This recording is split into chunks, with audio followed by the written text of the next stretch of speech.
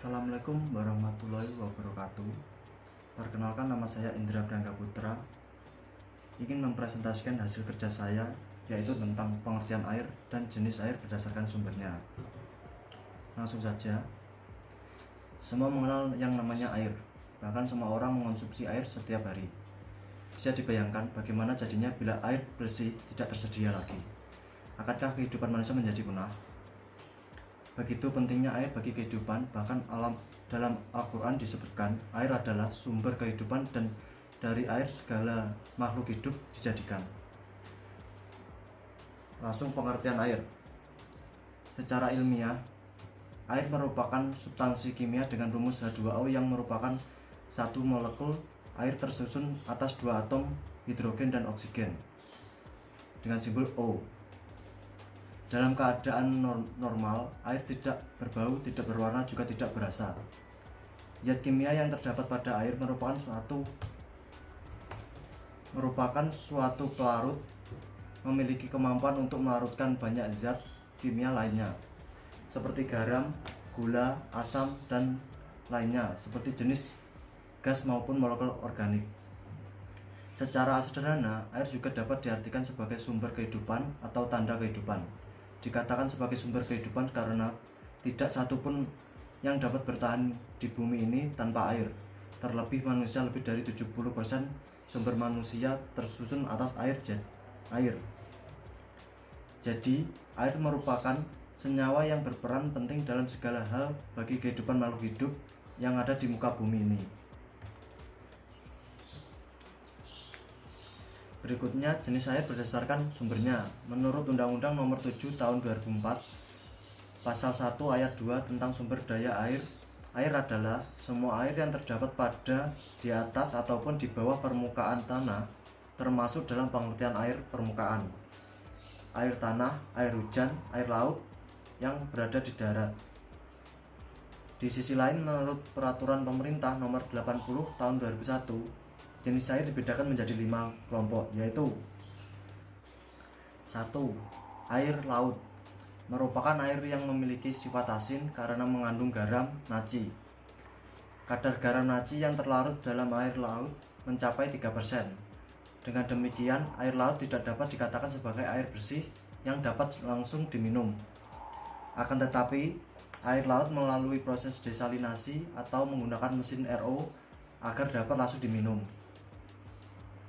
Sama halnya dengan sumber air lainnya, air laut memiliki manfaat penting bagi manusia. Di antaranya sebagai bahan baku pembuatan garam dapur. Dalam garam terdapat zat yang sangat dibutuhkan tubuh manusia. Sebagai sumber protein hewani, ikan laut, dan sebagai wadah atau tempat budidaya rumput laut, sebagai bahan dasar untuk pembuatan agar-agar dan kosmetik. 2. Air permukaan. Air permukaan artinya air yang berada di permukaan bumi yang dapat digunakan sebagai sumber air minum, seperti air sungai yang berasal dari air hujan atau mata air. Berikutnya, air danau berasal dari air hujan atau air sungai. Ketiga, air waduk, air yang berasal dari hujan. 3. Air tanah. Menurut Chandra 2006 dalam bukunya berjudul Pengantar Kesehatan Lingkungan, air tanah adalah sebagian dari air hujan yang mencapai permukaan bumi dan menyerap ke dalam lapisan tanah, selanjutnya menjadi air tanah. Sebelum mencapai lapisan air tanah, air hujan akan menembus beberapa lapisan tanah, sehingga menyebabkan terjadinya kesadaran pada air. Selanjutnya, kesadaran ini menyebabkan air mengandung zat-zat mineral dalam konsentrasi. Zat-zat mineral tersebut berupa kalsium, magnesium, dan logam berat seperti besi dan mangan. Air tanah dangkal. Proses terjadinya karena daya proses peresapan air dari permukaan tanah. Lumpur akan tertahan dan sebagai bakteri, sehingga air tanah lebih jernih dan mengandung zat kimia seperti garam, karena telah melalui lapisan tanah yang memiliki unsur-unsur kimia tertentu untuk masing-masing tanah. Lapisan tanah berfungsi sebagai saringan. Selain itu, lapisan ini juga terjadi pengotoran secara terus-menerus. Setelah menemui lapisan rapat air yang terkumpul dalam air tanah dangkal yang dapat dimanfaatkan untuk air minum melalui sumur-sumur dangkal. Air tanah dalam. Jenis air ini biasanya disebut sebagai air artesis. Air ini letaknya di antara lapisan kedap air. Lapisan di antara dua lapisan tersebut disebut sebagai aquifer. Lapisan ini dapat menampung banyak air. Bila lapisan air ini retak secara alami, maka air akan keluar permukaan bumi.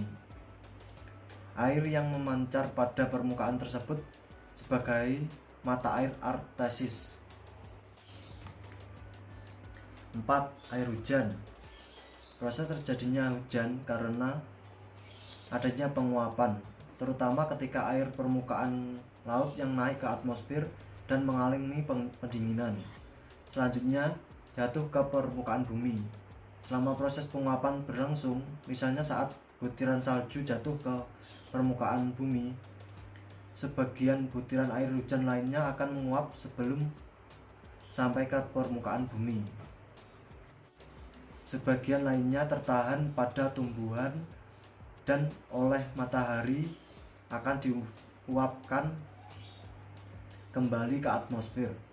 Air hujan yang jatuh ke bumi akan mengisi kubangan bumi dan sebagian lainnya akan mengalir di permukaan bumi. 5. Mata air adalah air tanah yang dapat mencapai permukaan tanah lewat celah batuan dikarenakan terdapat perbedaan tekanan pada tanah. Sumber air yang berasal dari deposit tanah dengan tekanan tertentu dan keluar melalui dasar permukaan tanah melalui celah batuan. Karakteristik air ini meliputi air tanah yaitu terbebas dari bakteri patogen bila pengambilannya dilakukan dengan baik, dapat diminum secara langsung tanpa menyaringnya lebih lanjut dan mengandung mineral.